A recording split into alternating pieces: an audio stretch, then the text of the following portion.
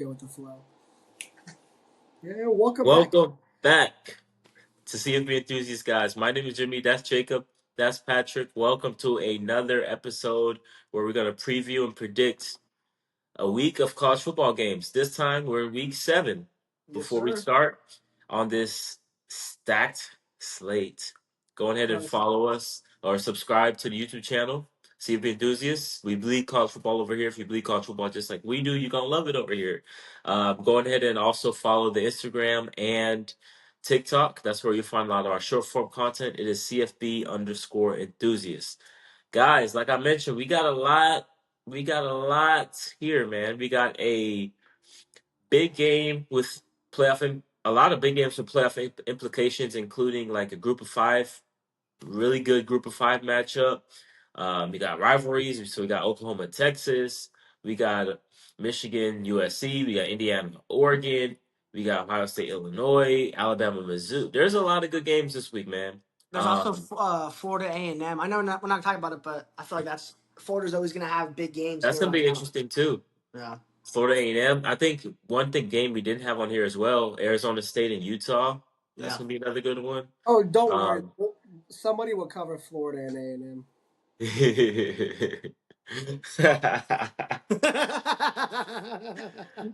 Let's get into it, guys. So we're gonna do some really quick picks on these first 3 games, and then we're gonna kind of buckle down and go a little more in depth into 2 or 3 other games. So the first one I want to talk about is the Friday night game with the American Conference South Florida Bulls, number 24 ranked Bulls, going on the road, coming up here to Denton, take Yes, on sir. Mean Green of North Texas, who are 5-0, playing really well. This is going to be a huge game to determine who the hell is going to be that group of five representative. I think we all agree that a group of five rep is going to come from the American Conference, Yeah. and these are, the class of the American right now. Um, who we liking in this one, fellas? Um. So yeah, you mentioned the group.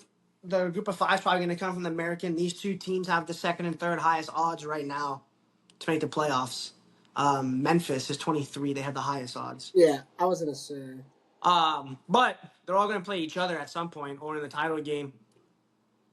USF has had a good season, right? They went into the swamp, upset Florida, um, which now looking at it wouldn't be an upset because they're ranked. But um, I know they lost to Miami as well.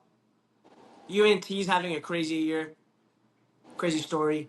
Walk on QB, never started a game in high school. Um, I don't think there's going to be a lot of defense played. UNT has the eighth best offense in college football. USF, we know, has a dynamic QB. I want to give a shout out to my boys Michael Espinoza and Dylan Duque, UNT alumni. But I think UNT wins this shoot. Like I said, it's gonna be a shootout. I think UNT walks away, continues their Cinderella story. I think they'll win 45-41. I do think it's gonna be a true shootout. Um, but yeah, I think they pull away 45-41. Um, both QBs have a crazy game. It's just gonna come down to I think what team makes one stop. And I think UNT will go over to the sideline and do the Stone Cold Steve Austin celebration. They have Um, a really cool celebration. yeah, to help them put the game away or give them a chance to win. So for me, these weekday conference games where these ranked teams go on the road are always really tricky. Yeah. Shout out to Virginia beating Florida State a couple weeks ago.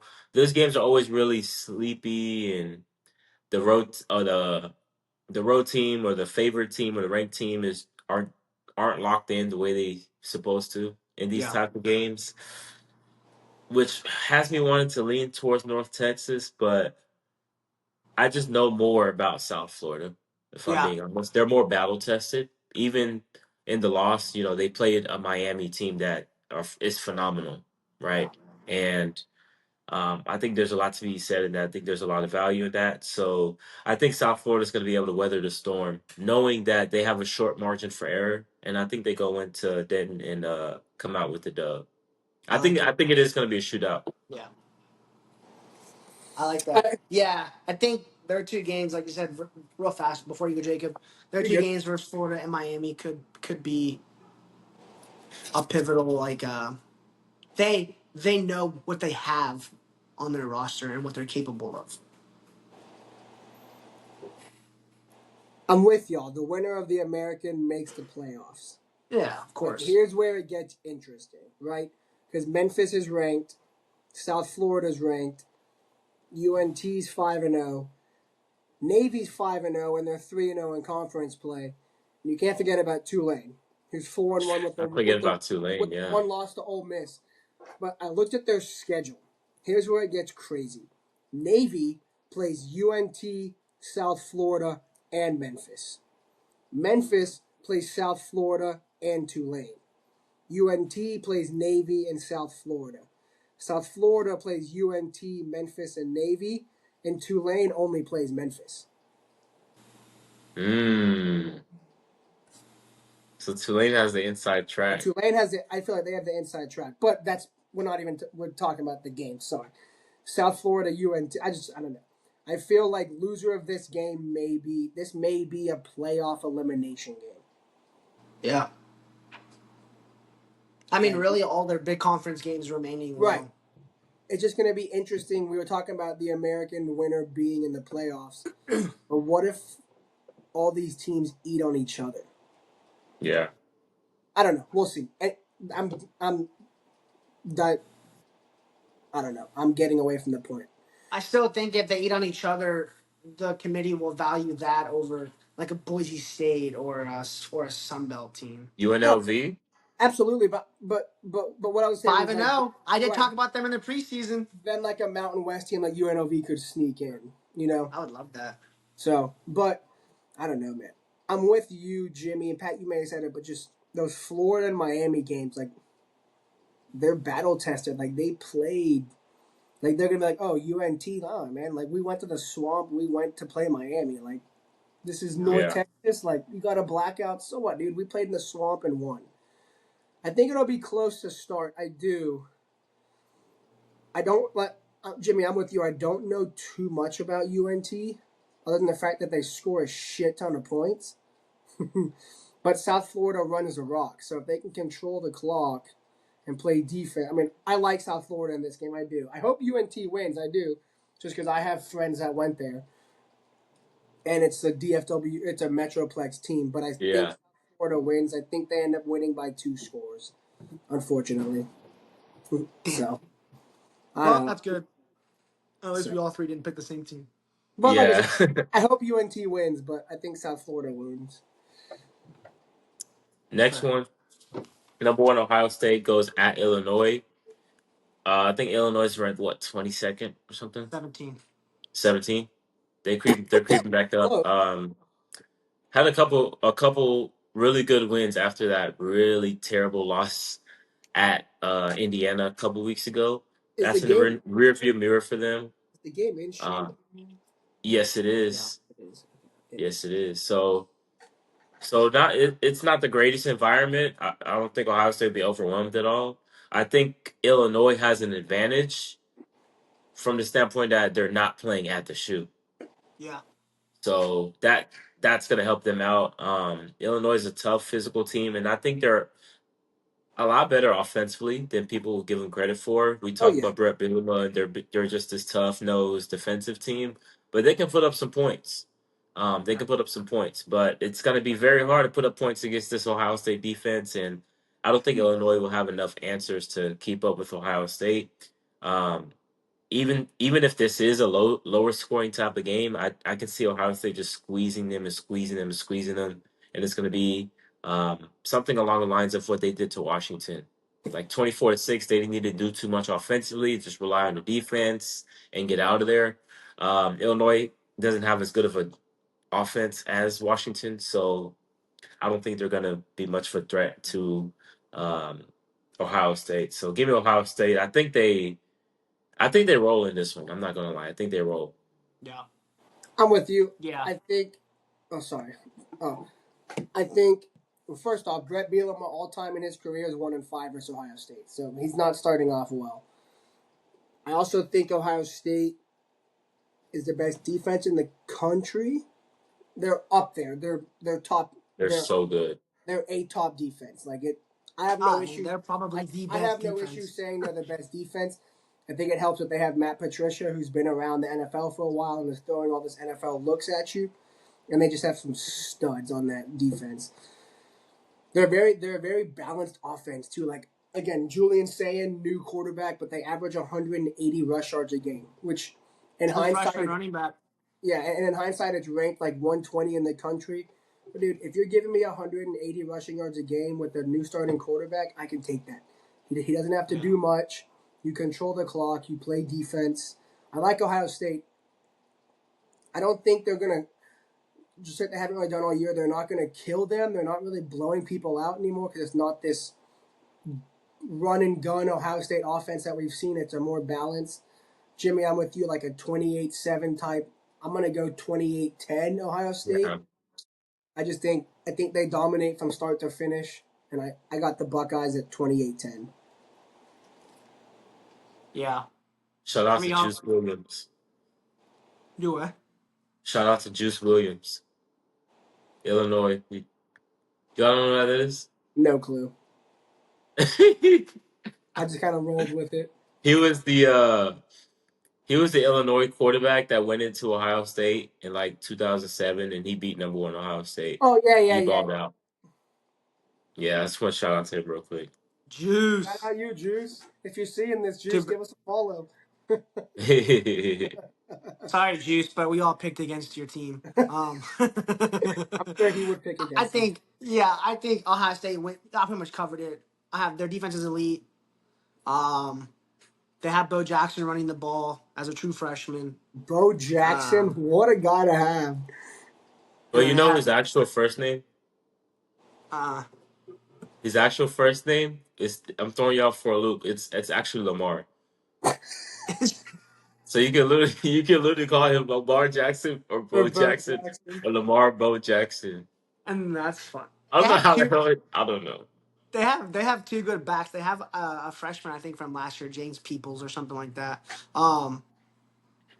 Like you said, Jacob, they're averaging 180 yards. I know you said that's 120th, but I feel like from 120 to even like top 20, it's probably a 15, 20 yard difference.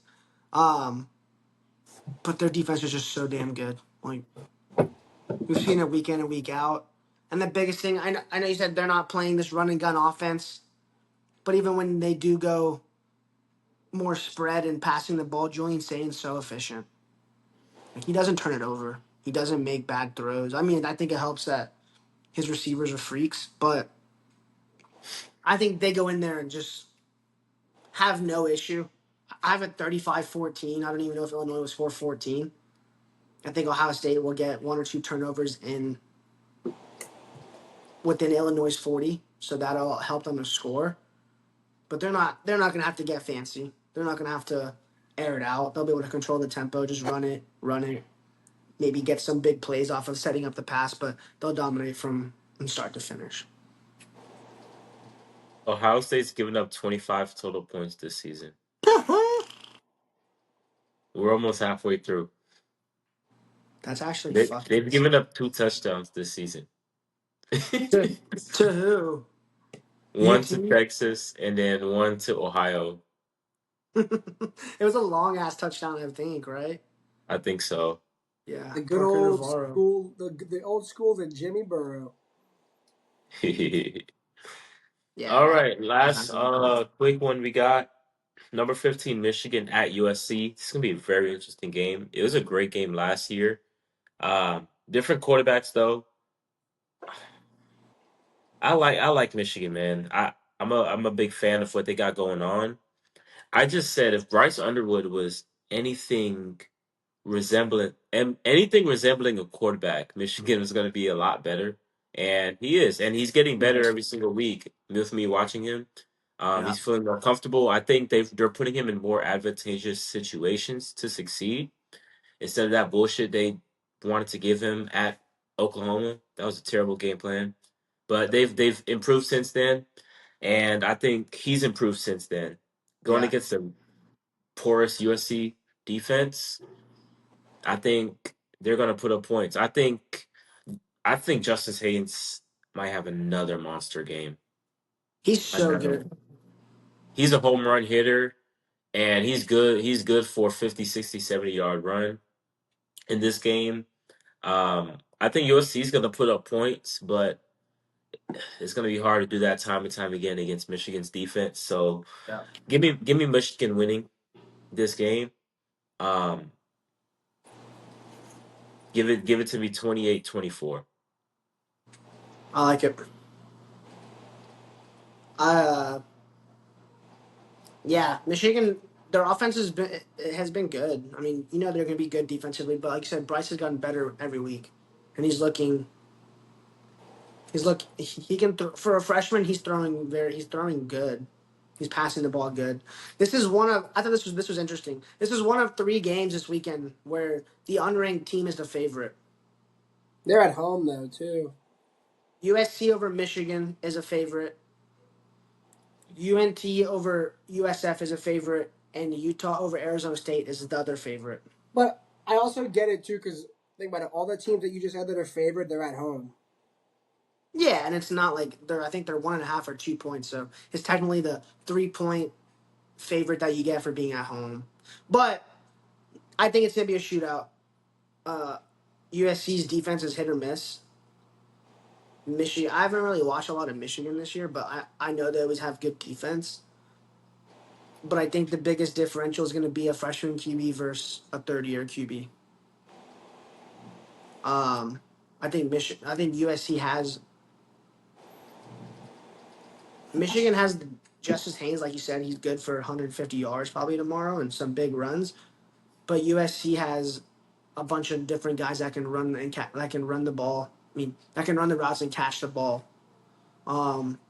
I think USC wins, like I said, in a shootout, 35-31. Y'all both have Michigan. Yes, sir. No, I said USC. Oh, Oh, you yeah. said USC. Okay. Oh, maybe I did on accident, but yeah, I think USC wins 35 No, 31. no, I think you did say. Okay. I don't know. I've gone back and forth on this. It's just tough. Like you have a really good defense in Michigan, but you have an elite offense, and like their USC's offense is elite. Like they're gonna score. Like Yeah. that's what Lincoln does. He scores points. Makai Lemon's insane, bro.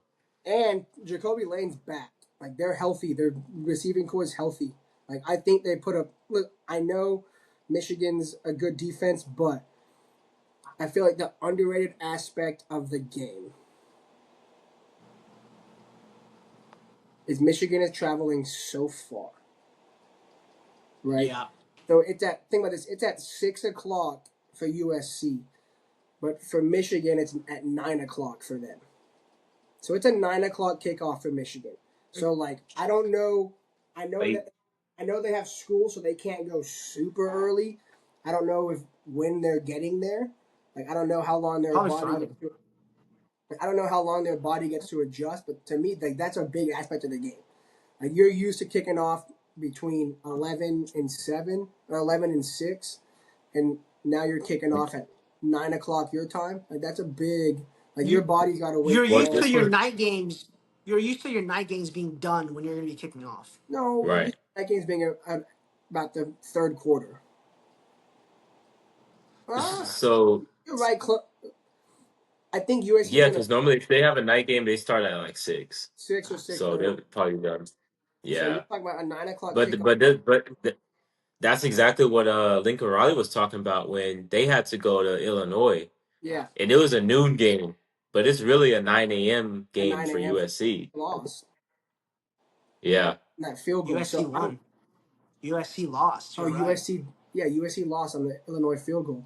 Like I said, I think USC is gonna score points. I think Bryce stays with them for a while, but I just think USC's offense becomes too much because that offense is Yeah. crazy, and that's Lincoln's calling card. Lincoln's always gonna play offense, but he's always gonna give up points because he refuses to hire a defensive coordinator. But they have a good DC this year. The defense sucks. Yeah. uh, They have a couple this is playmakers. Like they have a playmaker, a linebacker, the dude from OK State, and I think he could be healthy six huge. six. And he's fast, man. He's And he's rangy. Like I think it's what Cobb or something. Not Cobb.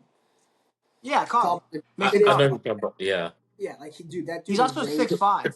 Yeah, no, he's rangy and he's Yeah, physical. that's the 6'5" guy, Yeah, right? like, I Okay. think I think he's to me he's just as important as this in this game as Jaden Mayava, especially if Bryce starts to run. Yeah. Or even Like just if All right. Bryce Justice if Haynes. they start well yeah, but Justice Haynes is gonna do I mean, right. But one linebacker can only do so much against a run game. But I'm curious how they play Bryce and his legs. I think USC scores like I said. I think USC wins 42-31. I think it ends up being a shootout. And I'll take Pat's line. I think USC scores a late touchdown to kind of put it away, go up 11 points. So, I'll but take it. I, I Yeah. like I Uh, like USC in this one. I think Lincoln gets a did y'all see statement win what this season. So did y'all see what Sharon Moore said and then Lincoln Riley's response? no, but that's No. my. Is this Sharon Sharon Moore, What he Moore's said. first? Is this his first game back? second. Second. He came back last week. Yeah. Sharon Moore said because they asked him, they're like, what something, they're like, how do you feel or what are your thoughts on the game being sold out? And he's like, it's sold out because it's versus us, Michigan. And Lincoln Riley goes, yeah, I heard what he said. I don't give a shit.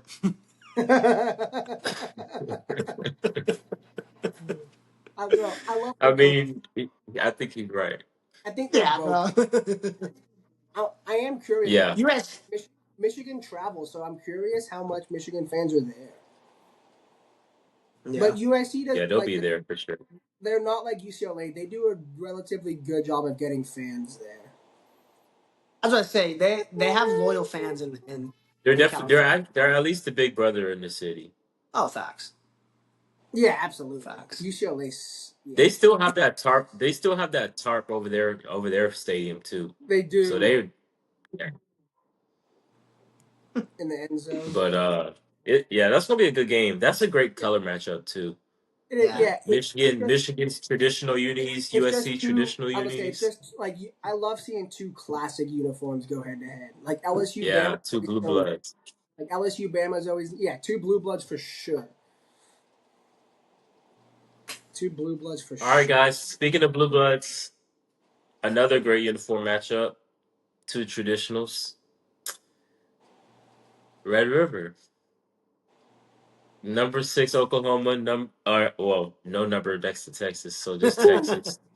Um, we're not being ranked, but um, one of the biggest rivalry games. I think it's the biggest rivalry game in the sport, but a very unique environment. We all know how it goes. This game, it just gets fucking crazy, gets wild. Yeah. It doesn't matter. It doesn't matter who's the better team. It doesn't matter who has better players. Everything is This at the game is all about this game is all about a momentum based game because you're running and your fans are cheering for you, and then you get to the other side of the field and you hear boos. There's no other game like it, Yeah. and we see the craziest momentum swings in this game, the craziest moments in this game, comebacks, all type of stuff. I think that coming into this game, the biggest storyline is obviously John Mateer. Now they're saying that they genuinely don't know if John Mateer is going to play. He's listed as questionable when the report came out earlier today. I'm not gonna listen to anything until I see Oklahoma's come out for their first snap of the game. Yeah. I think he's playing. And Jacob, if he does, you hit it right in the head a couple weeks ago when it was announced he was getting surgery. You're like, hey, he's gonna be back. He's not gonna miss that game. And I hope he doesn't. As a Texas fan, I hope he doesn't because one, two of the last 3 years we've played Oklahoma and their backup quarterback, and we've blown them out, and the games haven't been fun. Yeah. Two, if we do beat them, with John Mateer or without John Mateer, people are going to discredit Texas. And if we beat them with John Mateer, it's going to feel that much better, that much nicer. But I mean, like, cause it's crazy because I was watching the highlights of Red River the past 10 years. There was a video I was watching, just getting hyped, and the worst Texas team I've ever seen, bro. Like we came into Red River 1-4 in With Case 2015. McCoy. We came in. No, this was Gerard Hurd. Oh God, the year that y'all beat Notre Dame and Texas was back. The year before No, that. the year Oh, So before before this that. that. was this was when we that year we went to Notre Dame. We lost 38-3. We lost the week before playing Oklahoma this year. We lost to TCU 50-7. Like we came to Yeah, Fort Worth and we got fucking mauled. And we're 1-4 coming into this game. Oklahoma, on the other hand, they have Baker Mayfield, they have Mark Andrews and all this shit, and they're looking at the playoffs. And we come into that game and we beat the brakes off of Oklahoma. Yeah. So it throw the records out. When you talk about throw the records out, oh throw them yeah. out the window. But what are y'all thinking about this game, man? Texas obviously didn't look good at Florida last week. Oklahoma, they still look good even without John Mateer. What are y'all thinking, man? Who do you have winning? Who? Or do you want to You go know who last? has winning, dog. I'm gonna go last. Yeah, he can go last. um, Pat, you can go. like you said, it's a rivalry, so you throw everything out the window. Nothing matters. You kind of touched on it too. It's the environment is different than any other big rivalry game you see in college football. I love it. LSU, Bama, they're always at a home stadium. Michigan, Penn State, they're at a home stadium. Oregon and Washington, they're at a home stadium. Like you play Michigan, Penn your State. rival at your You mean home stadium at their home. you mean Michigan? Sorry, Ohio Michigan, State, yeah. Michigan, Ohio State. Um, you play them at their home stadium or at your home stadium, so you have that fan atmosphere there, helping the environment. OU and Texas, it's mixed. Like you said, you're starting in one end, the fans cheering or booing, and you go to the other end, and it's vice versa. So you can't really game plan for that. I mean, you can, but you can't. That's why the momentum flips so much in the game and why it's such a big factor. You get the other fans out of the game, but this is a huge game for both coaches. It's big for Sark to show the nation and media we're fine. We started slow, but don't count us out. Like I don't that they're getting back to what they were. And for Brent Venables is to show the nation, everybody, we're for real. Like I started out my first 2 years weren't that good, but we're legit this year. I don't buy the OU hype. I know they're sixth. I don't think they're gonna make the playoffs. I don't even think they'll finish top 15. Mateer or no Mateer, it's gonna be a defensive battle from the Let me first ask you snap. this. Let me ask you this real quick. Mhm. Why do you think why are you not bought into the Oklahoma hype for you? They haven't. They've been winning games. I don't want to say sloppy, but they haven't had an explosive offense. And I think if they get into a shootout, they'll get in. They'll get into. They're gonna play teams with dynamic with more. With, they haven't seen any really crazy off. Michigan, like you said, had a horrible. They're gonna play Ole Miss. Michigan had And a Ben horrible game and plan on offense. Auburn's offense is ass. That's 2 wins right there. I don't remember who else. They played nobody last week with Mateer out, so that's 3 wins where you haven't really played hey man, they played teams at Kent their State best or that good of teams. And can't yeah. So but they're still gonna play Bama. They're still gonna play. I think they lose both of those games. and Ole Miss John and Mateer's LSU. been good, but he has yeah. So that's 3 He has 3 or 4 interceptions on the year, and he hasn't played teams where you're like, oh yeah, he should be throwing picks. So it's not like he's protecting the ball. He's running the ball a ton. You just saw him get hurt. I know he got hurt on a throw, but coming into a game like this where you're playing a defense that as good as Texas and It's his throwing thumb, isn't it? it's his Yeah. thumb. He broke it coming down on a throw. He hit it on the D lineman's The guy's arm. helmet. Oh, his arm. Okay. So Yes and no. I don't He hit it know. on the I mean, it's gonna be. Huh? I saw the picture. He came down and his thumb was down like this on the arm. No, he hit it on the helmet. When he threw it, he tucked the thumb. He he broke the golden rule. Instead of throwing it like this and following through, he tucked the thumb like this, so it was tucked under his hand. And when he tucked it, Yeah. he turned his hand and hit it on the helmet. That's what broke it. He broke it on the bottom knuckle. Regardless, coming back from a broken thumb and throwing the ball is gonna be hard. Yeah. So it's like the But Drew Brees play when he broke his thumb. Yeah. you're playing a defense that is is one of the better defenses in the nation. UT's unranked because their offense hasn't lived up to the hype, like we were talking about before the pod. Their defense is still legit. They're fast. They're gonna hit you hard.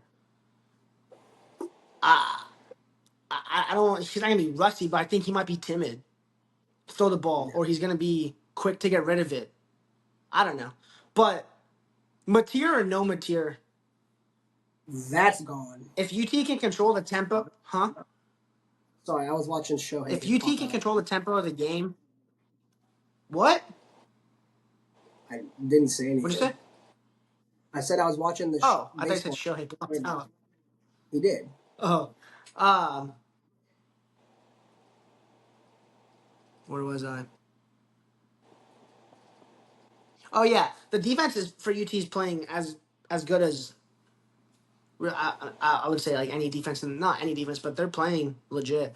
It's just Arch has been holding him back. But I think at some point he's been getting better. I mean, progressively. I think at some point he's gonna keep developing. I don't think it's gonna be a high scoring game at all. I think it's gonna be a defensive battle. Both these teams have have good defenses. If Mateer's out, UT wins 27-13. If Mateer was playing, UT wins 17-13. I think the only difference in him playing and not playing with the score is if it's Michael Hawkins, they'll get better. UT will get better field position. If Mateer's playing, UT still wins, but they'll be getting the ball farther back because they'll be punting. OU will be punting from midfield or closer to midfield. But I think this will be a huge statement win for Sark to show the nation, like, all right, relax. We're not as good as last year, but we're still Texas. Like they can still go in and beat anybody. Like I said, I don't believe in OU. I think number 6 is kind of crazy, but I also get it. They're undefeated, right? Not as crazy as A&M Yeah. being 4. So I get why they're 6. No, A&M's dominated some games. Like I think A&M and OU play. I think A&M beats them by 12, 13 points. But yeah, I think Texas wins 27-13 with no Mateer, 17-13 with Mateer in. And I don't think John Mateer, he's good, but I think coming off a thumb injury, he's not going to be what he has been as dynamic. You can take away his ability to throw like he was. Like I said, he was still turning the ball over when he was healthy, but coming back from a thumb injury, you can game plan more to stop the run because he's not going to be able to, like I said, throw it as powerful or even as efficient. So give me the horns. All we I'm can with see- you on all we can see is Oklahoma. I'm not. Pat, your horns was cut off. Huh? Huh?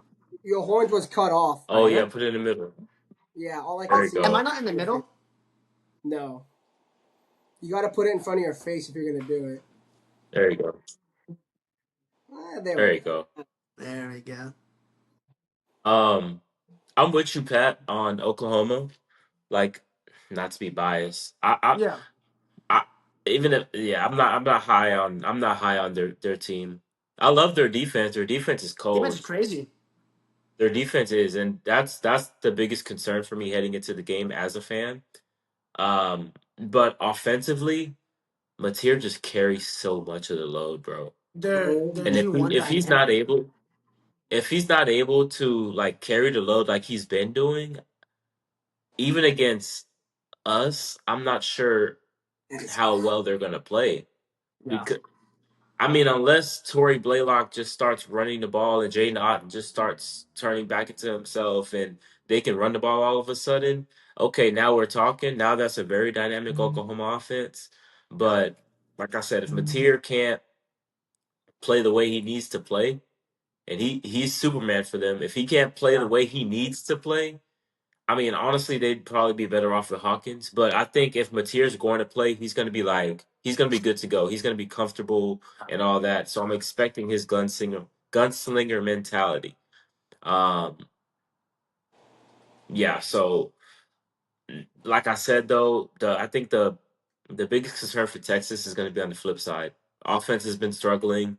The main crux of that has been because of the offensive line. Let's be real.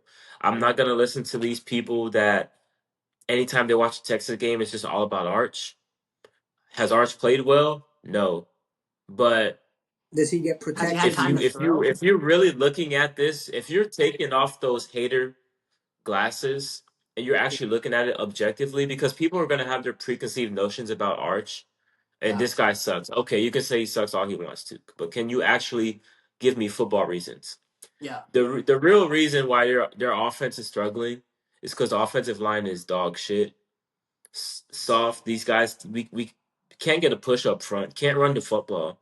Sark loves to run the football. We can't do that, so we're one dimensional. We can't Yeah. convert short yardage. We can't convert 3rd and 1, 4th and 1 against UTEP on the goal line. So Who's what are we playing right talking about now? here? They're Malachi playing right Nelson now. got benched, by the way. No. Thank Yeah, fuck. he's benched. Thank you. He might be the worst He's benched quarterback. for good. He might be the worst quarterback in college football history. He really just We'll might. see him next year. We'll see him next year slinging the rock at UTRGV. Nah, No, for real. nobody's gonna want it. But I'm gonna rock in McDonald's. the problem is the offensive line. Yeah. So, I think there's a stat. Oh my goodness, did I screenshot it? I think uh Arch got pressured 29 times Oh my against god. Florida. Oh, I What do did. you want the guy to do? Yeah. What were you saying? No, I saw a stat of he's already been sacked more times this year than Peyton Manning was his first year starting at Tennessee. I think is what the stat was. Damn. Yeah. And the first couple games, we did a good job of not getting sacked, and I think that's because of Arch. One thing I will say, he has really good pocket presence. Yeah. He does. He's He's a good not athlete. Jackson Arnold back there. He did take a couple bad sacks at the end of that Florida game, but for the most part, I think he has pretty good pocket awareness. He can step up and run the football. The touchdown that he threw to Wingo, if you look at it from like the all 22, two of our linemen got beat off the jump, and he had to just Oh, escape that, and that's when he threw the ball to Wingo in the end zone. I was like, okay, people aren't going to talk about plays like that when shit's just chaotic around him and he's still making plays. Is he Yeah. still missing throws? Yes, he Yeah. is. But they're But not gonna highlight his good plays. they're not. It's okay. But overall, I would like to see him play better. He did force a couple of throws against Florida, but in a lot of ways he had to because, bro, we got to make a play. Florida's He D doesn't have line time to was throw. mm, Yeah, and I will say about Texas's offense too. Sark dialed up 2 walk-in touchdowns, and the players couldn't execute it. Right, the double pass, Ryan Wingo overshot the ball. The Andrews was wide open. He couldn't get to it, and then Emmett Mosley, who is a godsend, the transfer from Stanford, the wide receiver, he played well against Florida. That was his debut, his first game. Had a couple catches. He was oh was wide it? open. That was his first game yeah. He was back? wide open on. Yeah, that was first game. He got hurt in the preseason with the hamstring, so he's been out. but he was wide open on, I think it was a post route, and Yeah. Arch was getting hit as he threw it, and it came up wobbly, but um, like, the biggest concern for me is our offensive line going against that D line. The biggest thing with Oklahoma's D line, they don't need a blitz to get to you, But they're so gonna they don't do it. even have to sacrifice their back end to get to your ass. And If they it'd be won't. one thing if, like, you're looking to film and it's like, okay, they're sending 5, 6, 7 people. Okay, you can scheme up something to, you know, to take advantage of their back end, Yeah. who are probably on one-on-ones. But bro, they're rushing 4 and getting home. They're rushing 3 and getting home. They're I gonna think stun us to death. They're gonna yeah. twist us to death. And they're I able don't know to how we're get gonna survive. that pass rush from the D tackle spot, Yeah, which causes Arch. You can't step up as a QB. You can't step up in the pocket. You have to yeah. escape or get rid of the ball. Escape to the sides. Yeah, and that's the Which biggest thing, luckily, Pat. Is oh yeah. luckily for UT in that aspect, Arch is a good athlete. He can get out of the Right. pocket. Right. That's the only thing saving us right now from being absolutely terrible. So both of our tackle spots are our weakest spots on the O line. And like you said, you can't step up when these guys are getting beat on the inside. Wow. You can't. There's really nothing you could do. So that being said, I think Oklahoma wins. I think Oklahoma's gonna win. It's gonna be a close game. I think Oklahoma wins 24-20. I was not expecting that. Hook 'em, You baby. didn't go last though. I didn't have it. Yeah. Damn. I mean, there's definitely like a pathway for us winning, and I can see that happening with or without Mateer. Yeah. But when I thought about that, they don't need a blitz to get home on us. I'm like, okay, that's a done deal. I'm sorry, Jimmy, but I think. I think. Go, go ahead, Jacob, and then I'll say what I was gonna say.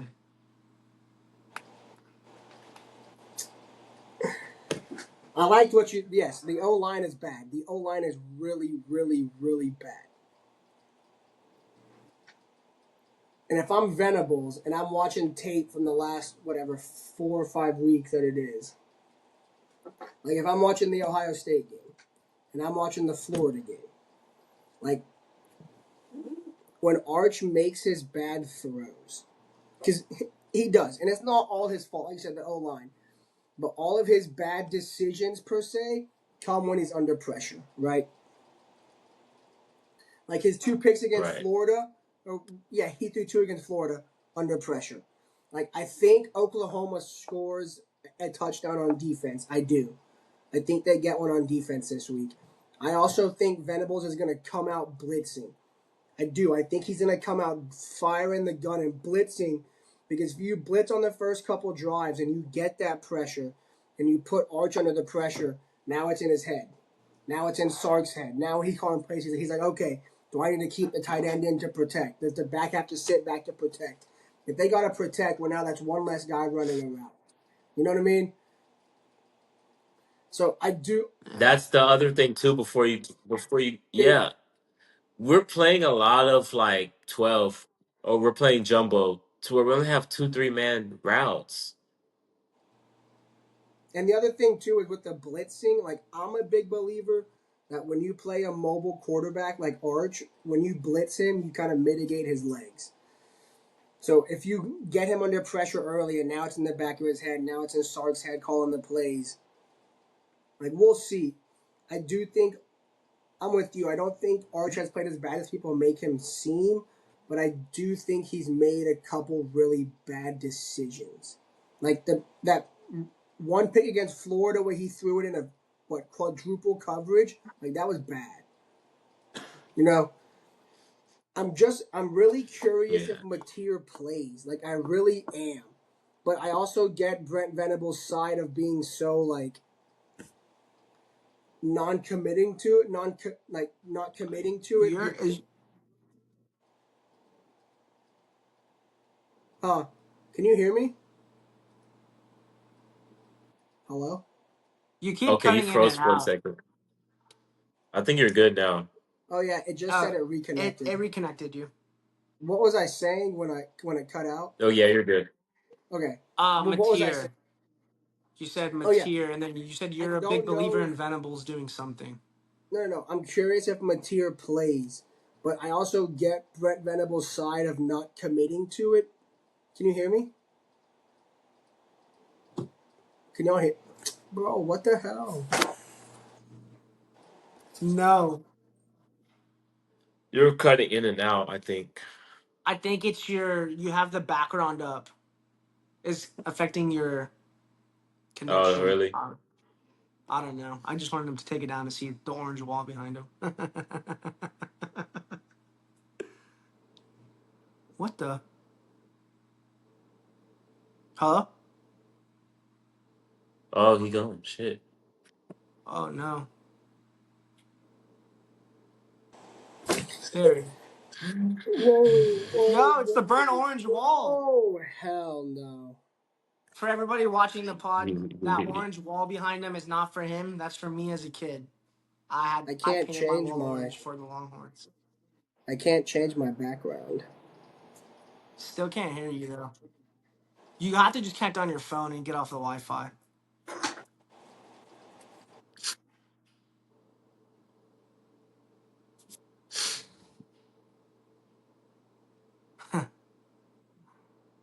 Unless it's my connection.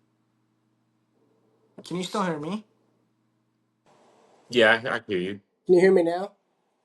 Yeah. Yeah, I hear you. That's Yeah, you're weird. good. I can't change the background, but I'm curious about John Mateer playing, but I also get Venables not committing to it because it makes Texas prepare for Mateer and prepare Yeah. for not Mateer. So now they got a double game plan in practice. But Eh. Hawkins' ass. it's just that Texas O line is so bad. Like and like you said, Jimmy, Yeah. OU gets pressure with just four.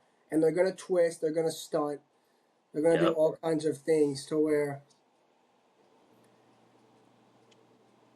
I think they put Texas under so much pressure, and not being able to run the ball is going to kill them. You know, like, Yeah. y'all hear that? Do you hear that? Boomer! Say it with me. Boo. Boomer! No, but I got Boo. OU. I think OU scores a touchdown on defense. I think they control the pace of the game. And I think they give Arch too much to handle. I got OU 31-14. But I will say this. It is definitely the coolest atmosphere in sports, in Nah. college football, Nah. Nah. because it's in the middle of the Texas State Fair. You just have so many OU and Texas fans that just live here. But on top of that, even if they live in Austin or Norman, it's not like it's a far drive. It's It's the about Yeah. same four exact hours for time. It's It's damn three. near in the middle. It's it, damn near that square it's in the about middle. 4 hours for both. So I mean, it's It's and the it's a stadium 3 hour split in trip half. either way. And the stadium split in half is so cool. But I Yeah. think OU just gives them too much. And I got OU Yeah. 31-14. That's fair. I hate the fucking burnt orange is sitting behind me. I already told the spectators just because that was my side of the room as a kid. I know, No, but what I I was gonna can't say, get it. just turn it around so you have the other wall behind you. Yeah, no, I'm not. Um, no, I think for UT though, in terms of, I know both y'all said their O line has been terrible, but I think playing Florida last week and playing Ohio State in week 1, those might be two of the best D lines OU's gonna face all year. I'm sorry. You mean UT's gonna face Texas? all year. Texas. So Sark and the O line coach and just the offensive coaches can sit down and watch those two films and be like, look, this is what we're fucking terrible at. This is where we need to improve. This is what's worked for us. We need to just run this and take this out of our playbook. Well, that's the Because problem though. you Is nothing has worked. Like against those two teams, nothing worked. right. Like literally nothing worked. I I understand, but as an offensive coach, you can adjust your slides for your line on this play or that play. You can adjust somebody staying in or somebody blocking and then a delayed release. You have those that two game films to that I don't want to say even that could evenly match up with the D line you're about to face. Yeah, I mean Venables But is going to blitz him like crazy. yeah, no, I understand that. But if we're talking about how good of a defensive coach Brent Venables is, Sark is just as good of an offensive coach. Nah, I don't know that he is. I Either don't know way, that he is. that's just my take on that. I think that Florida game But last week couldn't have come. I know they lost, but I couldn't have come at a better time to prepare for the OU defense. dude, why can't I change this background? Yeah, I think Sark can be stubborn sometimes in his own ways. Bro, honestly, it's so weird. It's a weird dynamic with Sark because maybe I've just watched that much Texas football over the past couple years. His stuff gets predictable. Yeah, Very. At the same time, he does scheme motherfuckers open, bro. He does. that, He does. but Like crazy. Like that's what I'm there's saying, a lot to be left on the table. and that's what I'm saying. He might not But have been calling. He might have some plays in his pocket that he hasn't pulled out this year. Maybe he pulled out once or twice. But as good as he is at scheming guys to get open, you can if you can scheme the guys to get open fast with quick throws and screens, then I think that you have that ability to now game plan and adjust your offensive play calling from that 40 game, from that Ohio State game. You're like, okay, like I said, I called this guy was open here, this guy was open here. Let's make Arch that needs to be his first read, not X or the Y, but give it to the Z or the running. You can change your reads or like I said, your line your line adjustments, your slide. You can change, you can adjust all that if you need to. So I I think Right. UT wins. All right. Let's get on to this game. Missouri at Alabama. I mean, Alabama at Missouri, sorry. This is a very interesting matchup. I think Missouri's a lot better this year than they were last year. Um, they're just beneficiaries of a really weak SEC schedule. I mean, they still have a relatively favorable schedule in the SEC, but this is a huge game against Alabama. I think Yeah, Missouri actually matches up well with Alabama. One I of agree. the weaknesses for this Alabama team is their run defense has not been that great this season, nor last season. And guess what? Mizzou has one of the best running backs in the country in Ahmad Hardy. Not to mention, Bo Prebueller can use his legs whenever he needs to. And he's pretty athletic, can get out the pocket. Alabama only has 7 sacks on the season. They have to be able to take advantage of a Missouri offensive line that's been struggling themselves. Yeah. Bro Prebueller's been sacked 12 times already this year. He got sacked 4 times versus Kansas and 4 times versus UMass. Last week against UMass. See. He got sacked 4 times. So I would love to see Alabama get pressure on that guy. Um, on the flip side, what scares me for Bama is I think they need to be more balanced offensively than what they are now. Ty Yeah. Simpson's great. Ryan Williams and Jeremy Bernard are awesome. They don't really have a run game to speak of much. Jam Miller's cool, and then I forgot the other guy's name, but they're okay. They're nothing special. Uh It's just gonna Deer, Dar, Akeem Dar, yeah. They Dare, have something like Deer. They that. have someone else too. I can't remember his name, but that big ass um, freshman, is that No, that's the that's huge one, right? that dude's huge, bro. That's built like a Like linebacker. like baby Bo Scarborough. Yeah, he's huge. Yeah, Akeem Dar and crazy. Deer. Dar is yeah. Um, Missouri has the number one rush defense in the country, so I can see this game. I can see Ty Simpson throwing this ball 40 times, Yeah. 40 plus times. Mizzou's not going to give up Yeah, anything of on the course. ground, but Mizzou also has a top 10 passing defense as well. So Alabama's gonna have to work cut out for them. I think Alabama played their second straight like very emotional game. And yes, it's Vanderbilt, but you know, coming into it, Diego Pavia was talking shit, and it was a revenge game for Alabama. As crazy as that sounds. Yeah. So they put in a lot of energy into that Vanderbilt game, and I think Missouri catches them. I think Missouri catches them at home. Um, Give me Oh. Missouri winning 27-23. I like it. See, Missouri's defense is good. Like ranking wise, they are good. But like when you look at who they've played, like they've played Central Arkansas, Kansas, the Raging Cajuns, South Carolina, and UMass. Like, yikes! Those are some. I'm with you though. Their defense has looked good. Their offense has looked good. Like I think they scored 20 points in this game. I do. I just think I don't. I think Bama's peaking at the right time. Like they're peaking at the right time for conference play. I think Ty Simpson has looked like one of the, if not the best quarterback in the country right now, just pure quarterback wise, just slinging the rock. Like he doesn't turn it over. He's very efficient. Dude has a cannon. Like he can zip the ball. And underrated aspect of his game is he can run. Like he can move. He's nice, yeah.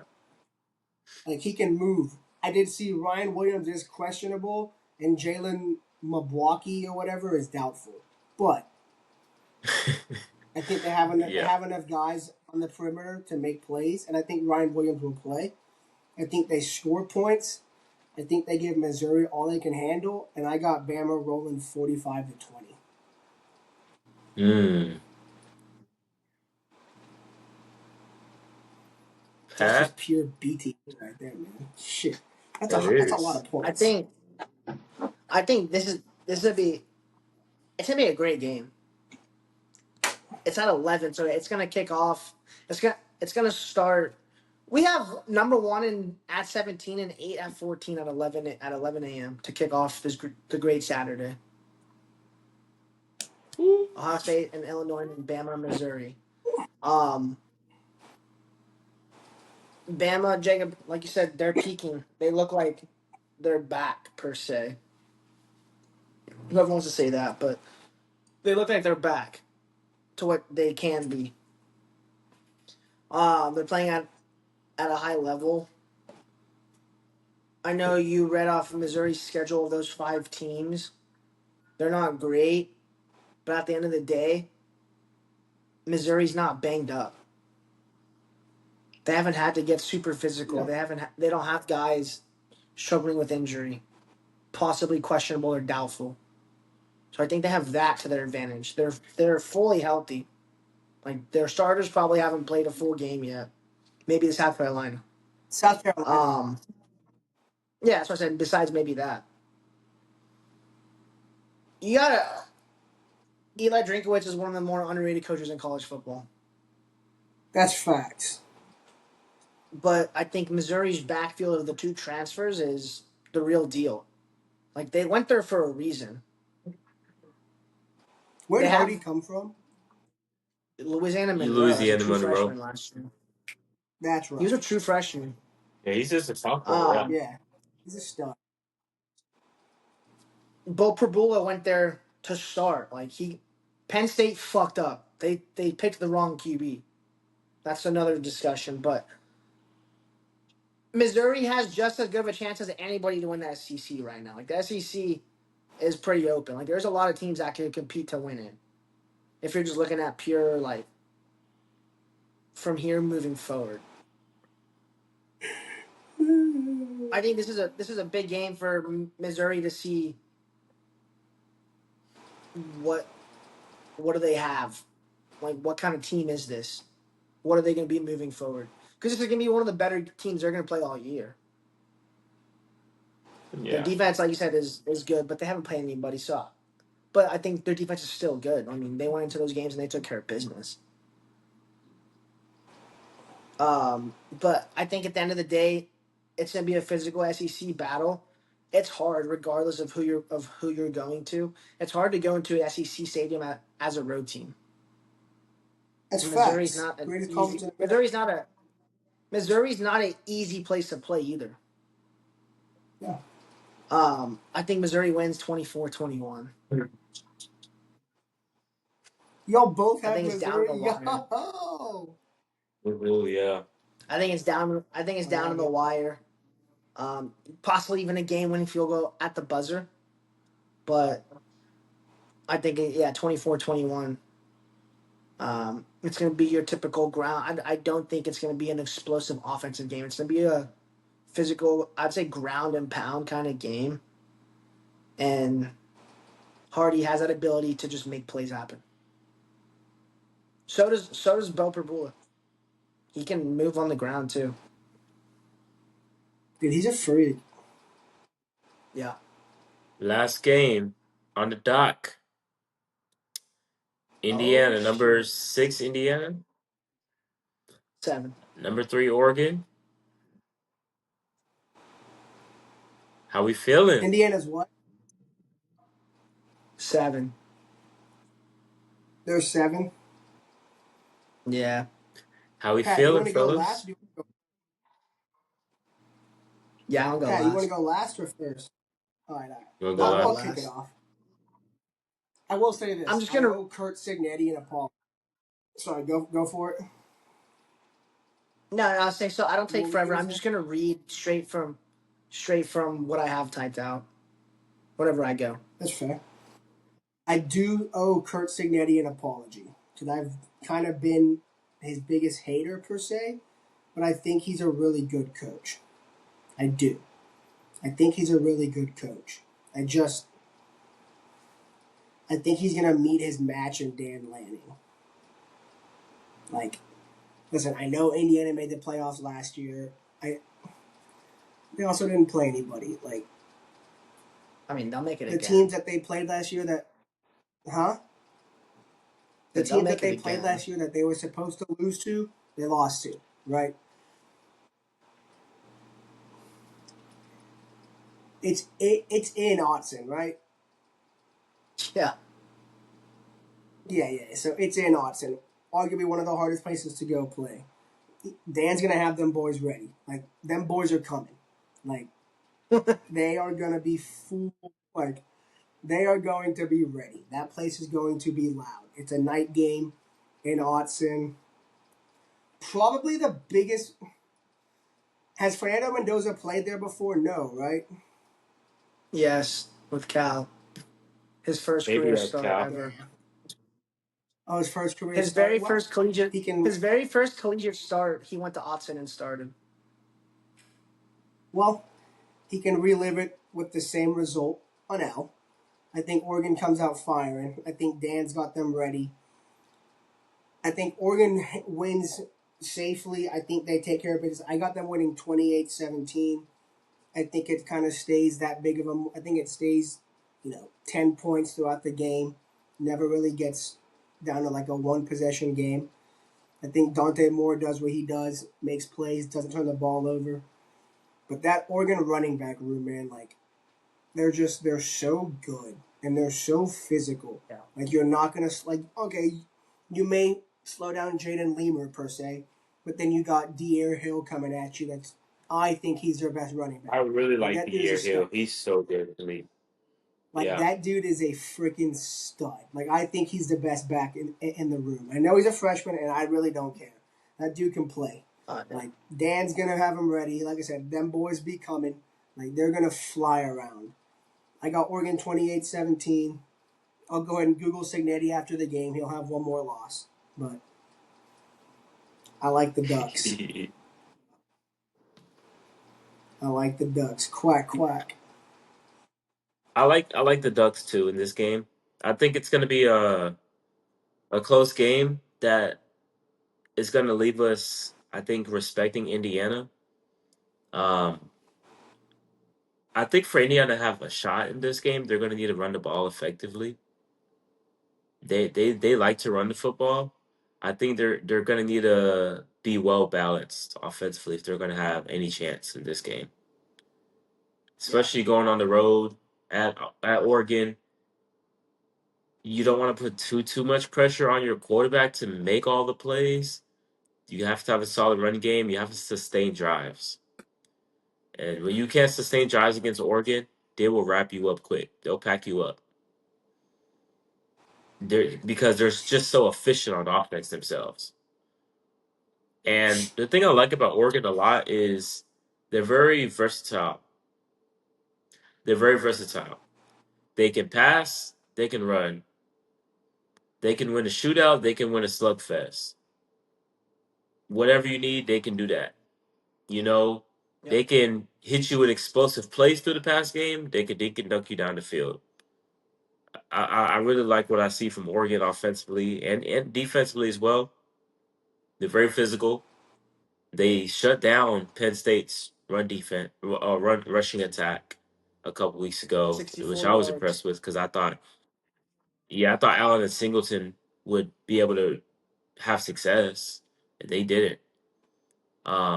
They did last year. They ran for 296 yards in the title game. They did, yeah. Oregon buttoned that up for sure. Indiana's gonna need to get to Dante Moore. I don't think he's been sacked much this season. Indiana does have 16 sacks on the season though. So one thing they do a great job of on defense is getting after the quarterback. They're gonna need to get after Dante Moore. And one thing to knock off and a great offense's rhythm, put him behind the chains. If Indiana can do that a couple times, force them into some long third downs, I think they stand a chance. But I think just them being in Austin, it'll be too much for them. I'll have Oregon rolling. So give me Oregon winning. They'll probably win by anywhere from 7 to 10 points. I think. I like it. I like it. I like what both y'all said.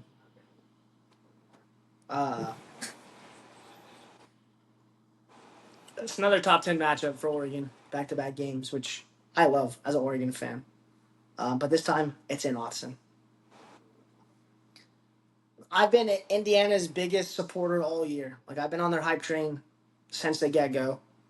I've been Fernando Mendoza's biggest hype man from the get-go.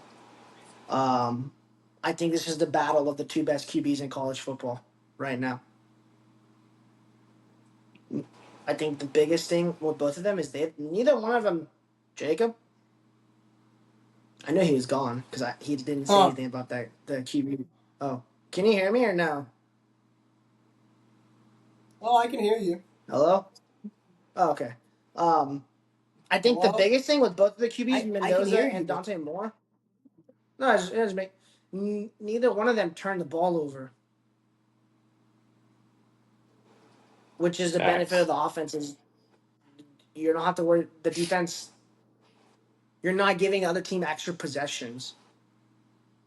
But I think if one defense is going to force turnovers in the game, it's going to be Oregon over it. And this is no disrespect to Indiana. They're good. I think they're possibly the second two. They're either the second or third best team in the Big Ten. We'll see when they play Ohio State. But I think they still have a chance to make it to the Big Ten title game. Even if they lose this game, they can possibly beat Ohio State and go to the title game. Rematch versus Oregon. Excuse me. But I know Indiana had a bye last week. Oregon had a bye last week. But you give Dan Lanning, Tosh Lapoy, and Will Stein 2 weeks to prepare for a team, and it's at home. It's going to be hard to go in there and beat them. The Penn State game was the biggest game we've had so far, and I feel like on offense, we didn't pull out all the stops. It was a pretty simple game plan. And I think that was for a reason. Yeah, they kept it real simple. Yeah. I think it allowed, and we haven't really we haven't really had to pull out all the tricks yet from the games we've played. So I think that's big going into the game is Indiana doesn't really know what all Will Stein and Dante Moore have in their bag, their play calling bag.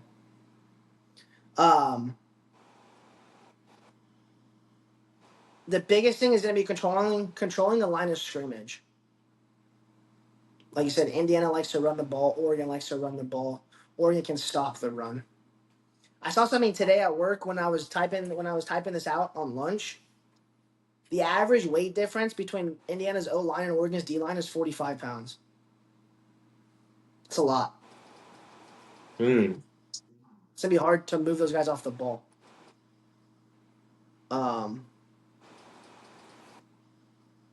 I'm sorry.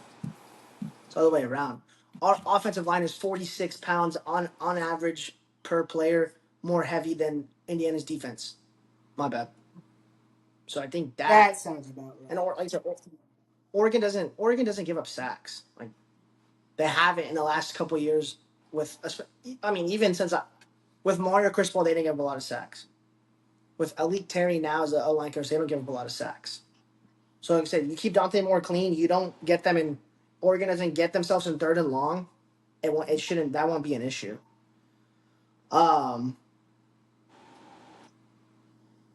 Watching that defense versus Penn State last week, I'm confident going into a game that there's not a team that's going to be able to run all over us. Penn State might have the best running back duo in the nation, and it's not like Penn State's O line is bad either. And they just weren't able to run the ball. But I think that just goes to what Dan has built on the D line.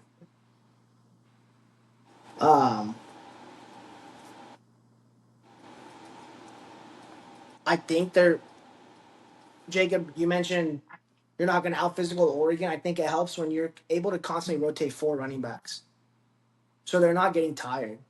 Facts. Bet he just had a 3 or 4 plays in a row where he was pounding the rock. He's out. New guy in. New guy in. New guy in. Not only that, they run a lot of split back sets with Jordan Davison and Deer Hill. Who's getting the ball? Is it even a It's run? my boy Deer Hill, baby. Is Dante Moore keeping the ball? Huh? What'd you say? I said Is Deer Dante Hill, Moore that's getting my the ball? boy. So yeah, him and Jordan Davison. It's Kenyon Barner was talking about it during the Penn State game and the game before that. It reminds him a lot of when him and LaMichael James took over the running back room as redshirt freshmen each. Like they were there together as redshirt freshmen. They were the 1-2 punch. He said this is the same thing in his eyes that he's seeing now, but they're true freshmen. I mean, Oregon broke Penn State last week. Like Penn State's done. Like they're broken. I don't think we're gonna break Indiana. I think they have a better coach than Penn State. Oh, I hope But they do. I think Indiana's gonna. And like I said, I've been their biggest supporter. I think they're a good team, but I just don't see them going in there and making a lot of shit happen. Mendoza's good, but it's No, they not. won't. He's good. He doesn't turn the ball over, but he's not super mobile. So you put the pressure on him, he can't escape. I think this is gonna be a big statement game for Oregon. Back to back. I know Penn State's not ranked anymore, but we went into Penn State and won. I think we'll go in there and have a statement win at home and win 35-17 and have every argument to be the number 1 team in the nation come Monday.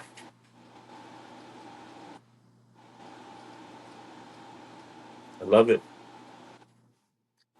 Fellas, my upset pick, Oh yes, sir. nothing crazy, but I think Arizona State goes to Utah and wins. I'm They're glad you five and a picked half that point because I had that underdog. as one of my options. I agree with you though. I think I think they do. Like that was one of my options, but I'm glad. I don't know why Utah's favored. Arizona State's a good team. Arizona State might Because be they're at arguably home. one of the best teams in the Big 12. Yeah, but they're favored by 5.5. Yeah. I like that pick. Damn. I don't know. Jacob? Huh?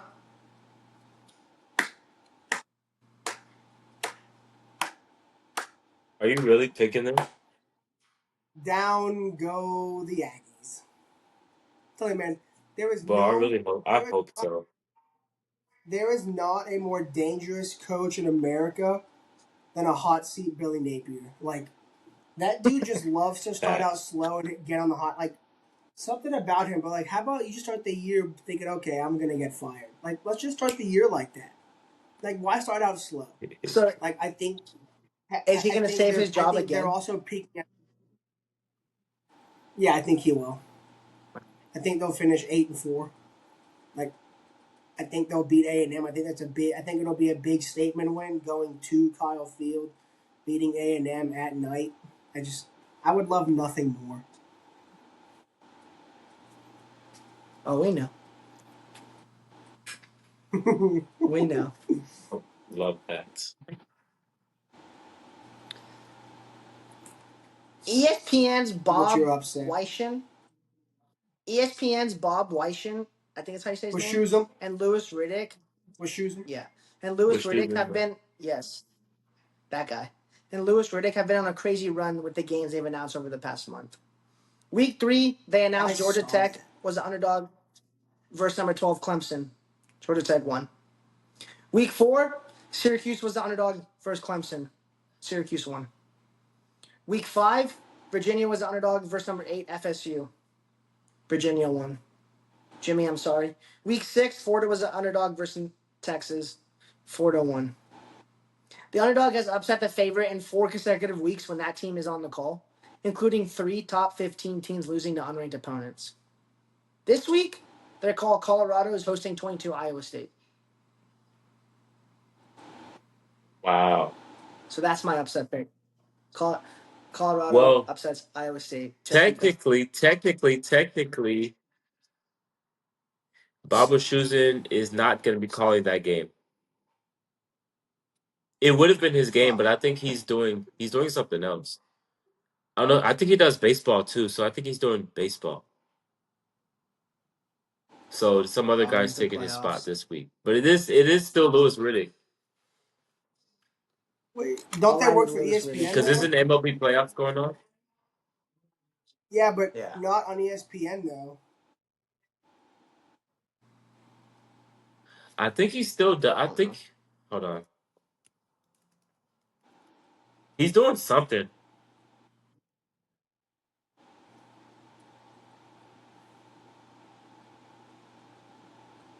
NHL. He calls NHL too. NHL. Yeah, that's what it And the is. Bro, who NHL the season. fuck cares about hockey? NHL So he's started doing yesterday. NHL.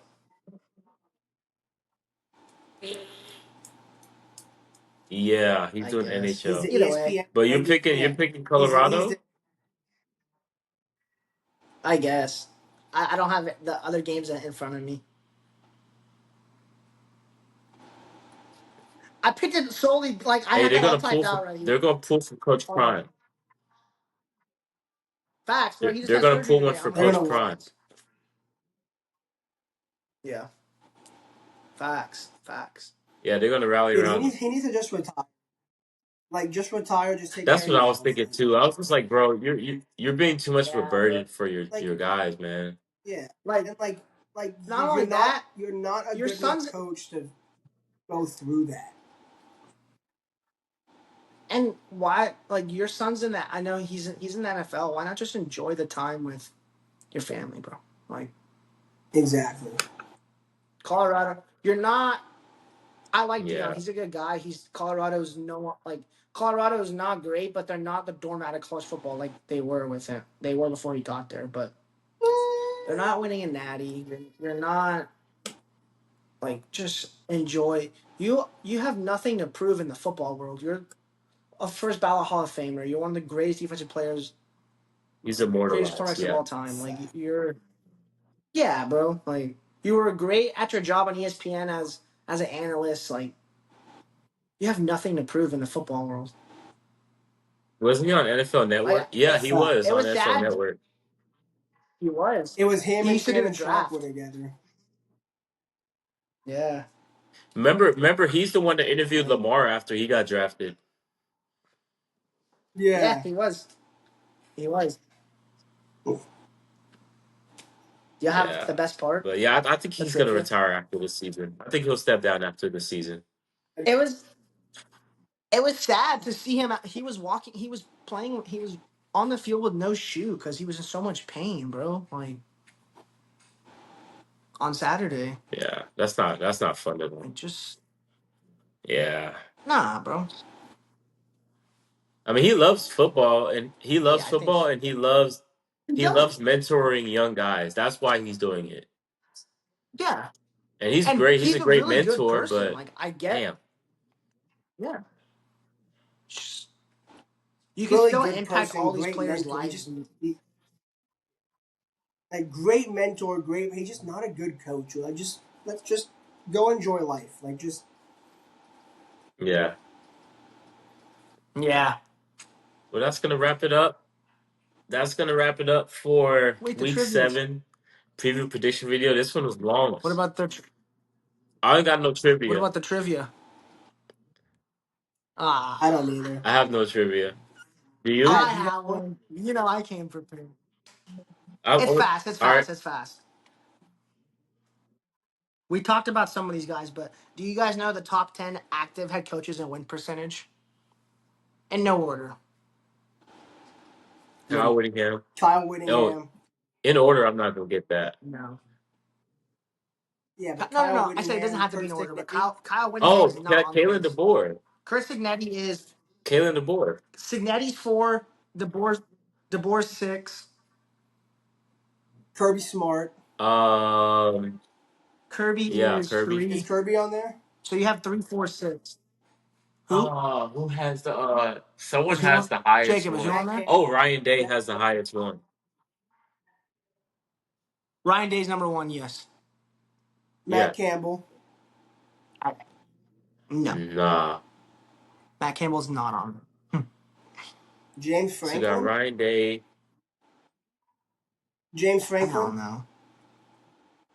Dan No. Lanning, Ryan Dan Day Lanning. 1, you have Kirby Smart 3, Dan Lanning's 2. So y'all have Ryan Day 1, Dan Lanning 2, Kirby Smart 3, Singretti 4, Kalen DeBoer 6. Is it just We talked Power about Four or another is it in coach. general? It's just in general. I mean, they're all power 4 except for one guy. He'll be Kalani power 4 probably next Sikataki. year. Kalani No. Siataki. John No. Summerall. Uh, Lane He's Kiffin. 8. John Summerall's 8. nah, John Summerall's 8. Lane Kiffin is Lane not on Kiffin. here. No. So you guys are nah, missing Lane. 5, 7, 9, and 10. Damn, this is a good one. It's Uh, ACC, Oh, Dabo. Big Dabo 10. Sweeney. oh, Dabo's yeah, my bad, 5. Davo. Yeah. So y'all are missing 7, 9, and 10. Big 10, Low key. Sonny Dykes. Independent, and SEC. Oh, he Oh, Marcus coached at Marcus Cal Freeman. for Freeman. a while and SMU. Marcus Marcus Freeman's Freeman. 9. He's 9. So y'all are We're missing missing one. 7 and 10. It's Uh, Big 10. 7 and 10. It's Big 10 and SEC. Oh, Brett Bielema. No. Eli nah. Drinkowitz. That's a No. good guess. Think of that is. Oh my God. Brian Kelly. Hold up. Brian Kelly. No. No. No, No. really. Sark's lost a lot of games, so it's not Sark. Mm-mm. Uh, 7 and 10 have a school in common. Not oh, necessarily they both coach there. They what? I Mike mean, Elko. Se- 7 and 10. One of them played at the school that the other one coached at.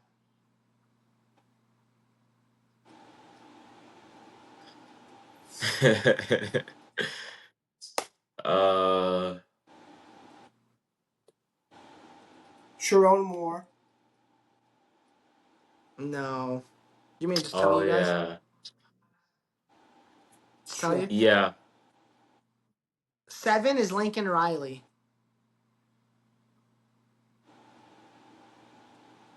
He was at OU. And 10, Josh Heupel was a quarterback at OU.